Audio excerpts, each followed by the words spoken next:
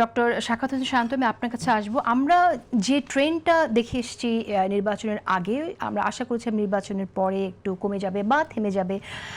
থেমে তো যায়নি, কমেও নেই আমার কাছে মনে হচ্ছে। আমরা দেখছি সেই একই রকম ফেক নিউজের ছড়াছড়ি, বিভিন্ন রকম প্রোপাগান্ডামূলক তথ্য এআই ব্যবহার করে। আপনি কিভাবে দেখছেন?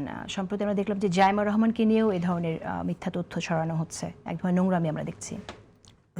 এই নির্বাচনের আগে এই যে ফেক তথ্য, মানে মিস ইনফরমেশন অ্যান্ড ডিসইনফরমেশন যেগুলো ছড়ানো হতো, ফটো কার্ড বানানো হতো, ভিডিও এআই জেনারেটেড নানান রকমের জিনিস বানানো হতো। কেন বানানো হতো?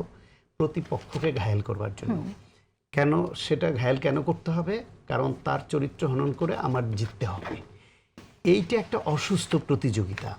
যারা এই অসুস্থ প্রতিযোগিতায় একবার নিজেকে নিয়োজিত করে, সে তো আর এটা টপিক ভিত্তিক করে না, তার ভেতরে এটা ঢুকে যায় এই অসুস্থতা। সুতরাং সে নির্বাচন শেষ হয়ে গেছে মানে আমি অসুস্থতা থেকে বেরিয়ে আসলাম, এটা তো হয় না। রাজনৈতিক প্রতিদ্বন্দ্বিতা প্রতিযোগিতাটা যেহেতু রয়ে গেছে এবং রয়ে যাবে, ফলে যেই অসুস্থ প্রতিযোগিতার মধ্যে একবার ঢুকে পড়েছে, সেখান থেকে এত সহজে এটা বের হবে না।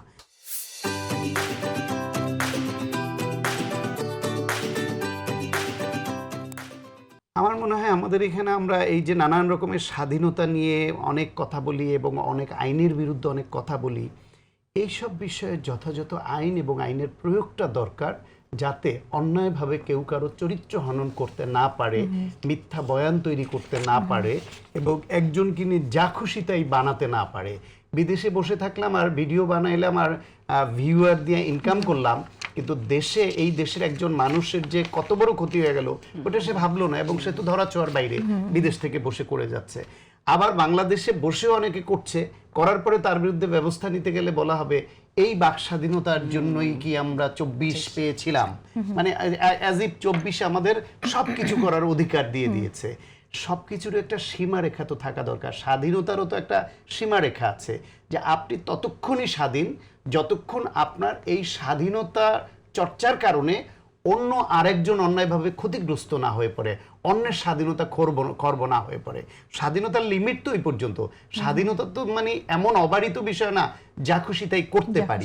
সুতরাং এইসব বিষয়গুলো মাথায় রেখে যদি আইনের আওতায় আনা না যায়, শুধু মোটিভেশনাল দিয়ে ভালো কথা বলে এইসব দিয়ে হয় না।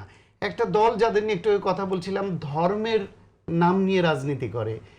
ধর্মের বাণী তাদের মধ্যে যদি থাকতো, তাহলে তারা এইরকম অপতথ্য ছড়ানো, অন্যের চরিত্র হনন, মিথ্যা এগুলো করতে পারতো না। তার মানে মোটিভেশনাল ধর্মের বাণী এগুলা বাইরের ইস্যু। অন্তরের ইস্যু হচ্ছে তার ভেতরে পশু বাস করে। ওই পশুটা এমনি এমনি আপনি বের করতে পারবেন এত সহজে সেটা হবে না। এটা শিক্ষা ব্যবস্থার আমূল পরিবর্তন করে ধীরে ধীরে যদি হয়, যেরকম উন্নত রাষ্ট্রগুলি, অনেক দেশই তো আছে তারা ধর্মকর্ম কিছুই মানে না, কিছু করে না, কিন্তু জেল সব বন্ধ করে দিতে হচ্ছে, অপরাধী খুঁজে পাচ্ছে না। নরওয়ের মতো দেশ কত এগিয়ে যাচ্ছে অপরাধ প্রবণতা কমিয়ে। তার মানে শিক্ষা ব্যবস্থা দ্বারাও নিজেকে উন্নত করা যায়, ধর্মচর্চা সঠিকভাবে করলে তার দ্বারা নিজেকে পরিশুদ্ধ করা যায়। এখন এখানে ধর্মের লেবাস আছে, ধর্মের চর্চাটা অনেকের মধ্যে নাই। আবার এখানে শিক্ষার মধ্যে নৈতিকতা নাই, নৈতিকভাবে বেড়ে উঠছে না আমাদের শিশুরা। ফলে এখানে এখন আছে হইলো শাস্তি, এবং শাস্তিটাও গুরুত্বপূর্ণ। আমি অনেক জায়গায় বলি যে আল্লাহ যদি শুধু আমাদের এই বলে ছেড়ে দিত যে তোমরা ভালো কাজ করলে ভেস্তে যাবে, এই পুরস্কার পাবে, কিন্তু খারাপ কাজ করলে দুজকের ব্যাপার স্যাপার নাই, তাহলে আপনি দেখতেন কত মানুষ এই নিয়ম ধৈর্য ধরে এই যে পাঁচ ওয়াক্ত নামাজ পড়া, সময় বেশি নাই, আমি সুতরাং শাস্তিটাও দরকার। ভাষার আলাপে ফিরবো, আমি একটু এড করতে চাই ওনার সাথে, শান্ত ভাইয়ের সাথে। উনি অনেক ভালো বলেছেন, কিন্তু তার সাথে যেটা যোগ করব সেটা হলো, দেখেন যে এইগুলির শিকারটা কিন্তু শুধু নারীরা হচ্ছে। হ্যাঁ, যে এবং দেখেন নারীরা বেশি না, পুরুষদেরকে করা হচ্ছে অন্যভাবে। হ্যাঁ, এই যে ভাষার ব্যবহারটা, হ্যাঁ আপনি দেখেন যে নারীর ক্ষেত্রে যে ভাষাটা ব্যবহার করা হচ্ছে, পুরুষের ক্ষেত্রে কিন্তু সেই ভাষাটা ব্যবহার করা হচ্ছে না। হ্যাঁ, এবং এটা দেখেন যে নারীদের পোশাক আশাক নিয়ে যে ধরনের টানাটানি হচ্ছে, পুরুষের পোশাক নিয়ে কিন্তু সেই ধরনের টানাটানি হচ্ছে না। আপনি দেখেন যে প্রশ্ন করা হয় যে নারীরা কেন রাজনীতিতে আসে না। হ্যাঁ, কিন্তু আপনি এটা বলতে পারবেন না যে নারীরা শিক্ষা দীক্ষায় কেন অগ্রগতি হচ্ছে না। নারীরা কিন্তু শিক্ষা দীক্ষায় অনেক অগ্রগতি হচ্ছে, সেটা আপনি মেডিকেলের ক্ষেত্রেই বলেন বা বিশ্ববিদ্যালয়ের নির্বাচনের ক্ষেত্রে বলেন, কিন্তু রাজনীতিতে আসতে চায় না, কারণ এই যে এই মান সম্মানটার জন্য। এটা নিয়ে আমরা অনেকবার কথা বলেছি। এই মিথ্যা তথ্যের যে প্রচার, অপপ্রচার, অপতথ্যের যে ব্যবহার, এটা থেকে বের হব কবে আমরা? না না, আপনি দেখেন যে যখন যারা আসলো রাজনীতিতে, যারাকে নিয়ে বাজে ধরনের তার ফটো কার্ড তৈরি করা হলো, অনেক কিছু করা হলো।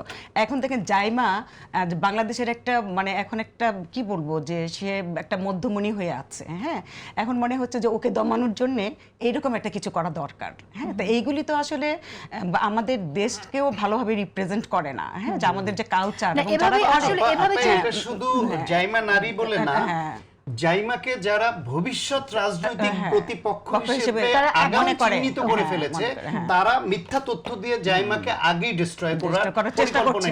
আমি একটু রাজনৈতিক ইস্যু অবশ্যই, বলে না যে উঁচু গাছে বাতাসটা বেশি লাগে। হ্যাঁ, তো জাইমাকে তারা থ্রেট মনে করছে, এই জন্য জাইমাকেই তারা টার্গেট করেছে প্রথমে।